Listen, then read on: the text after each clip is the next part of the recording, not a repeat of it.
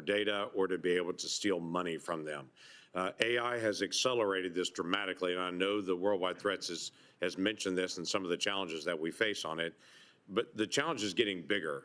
FBI had noted that in 2024, it was almost $17 billion that was assumed lost to scammers, a lot of those internationals. Some estimates are as high as $50 billion on it. AI continues to be able to accelerate the capabilities on it. OpenAI even noted now that they're putting online ads saying, if you've been scammed, here's a way to recover your money. And that is actually a scam. It's taking them to a fake FBI page where they can then turn in and to say, if you've been scammed, here's how the FBI is going to actually come help you to recover it. But even that page is fake, and they're going to be able to steal their information. This is accelerating at a pace that's pretty dramatic with the use of AI on this. Director Patel, I know that you guys are on it. I know that there's multiple entities on it, but this is a big challenge. And a lot of Americans are very, very concerned about the threat to their families. They may have their parents that are more vulnerable at this time and being targeted. How do we take some of this on to be able to confront what's happening online, to be able to attack people and to be able to scam them? Thank you, Senator. And it's with any other high priority operation that the FBI runs, whether it's CICT or we're talking about scamming and scam centers here. One, you have to drown and get online with your online covert employees and platforms, and we've increased funding. And we've also, what we've done strategically is move people out of Washington, D.C. on the intel analyst front and the support staff front to places like Oklahoma. Actually, every single state across the country has received a plus up because of that.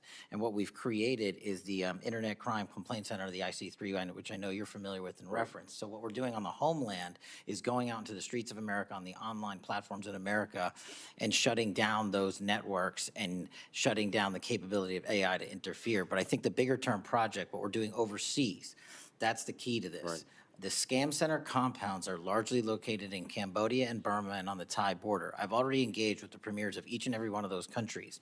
We've done so to switch off access to the internet with those governments to make sure that those compounds, they're literal compounds that are being built, and we can get into that in the classified center, that are fleecing Americans and senior citizens all the way from Southeast Asia because they are backed by the CCP to build those compounds because they know it's going to hurt everyday Americans. So us, which we have successfully already eliminated and scuttled, numerous compounds in Cambodia and Burma and Thailand, is the big picture, the big part of the lift overseas. What we're going to do is go into those countries and shut down every single scam center compound.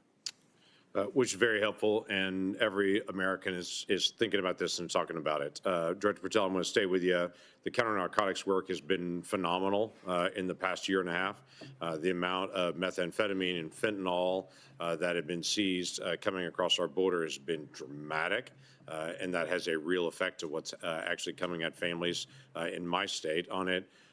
What I'm interested in is, how are you partnering with local law enforcement to continue to accelerate this process?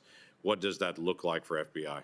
Absolutely, Senator. The counter-narcotic mission can't be complete without state and local law enforcement. So we are embedding more task force officers across the country on the specific counter-narcotics mission.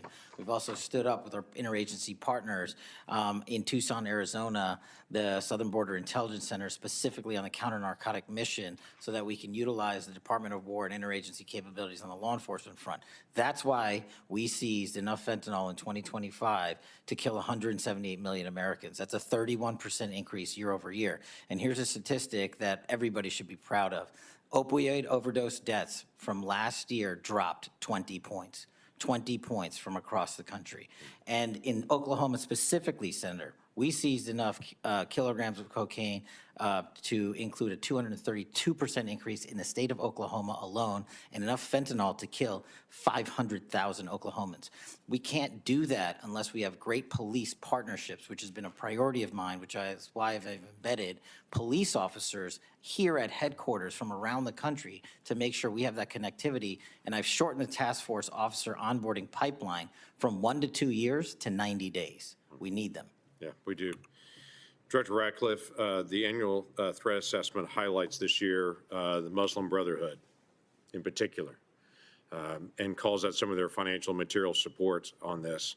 that may be surprising to some folks here, but it's not surprising to folks all across the Middle East in the threat that the Muslim Brotherhood continues to pose to so many governments and entities across the world on that. How is the Muslim Brotherhood financing itself and its acts of terrorism?